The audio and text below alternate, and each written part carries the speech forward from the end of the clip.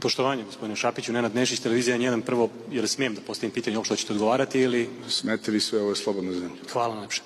Dakle, samo mi sad ovo, nije mi jasna čitava ova priča. Ako sada već, evo, znamo da se gospodin Nestorović nije pojavio na konsultacijama kod predsednika Vučića, bio je gospodin Pavić, jasno rekao da nema podrške ni na Republici, ni na gradu Beogradu, a ranije već zakazan sastanak sa predsednikom Vučićem u prostorima stranke, pretpostavljam da će se to dogoditi danas popodne, onda apsolutno nije jasno, dakle, zašto sad ovo pomerenje za 2 dana i zašto već sada nemate konačan stav ili se ranije već nije donala ta odluka ako je bilo jasno šta će biti odgovor gospodina Nestorovića. I ako možete, molim vas da precizirate, rekli ste vi niste vršili pritisak na gospodina Vučevića i Vučića, ko su ti ljudi u stranci koji su vršili pritisak da se formira vlast u Beogradu sa ovih 56 odbornika koji kažete da imate?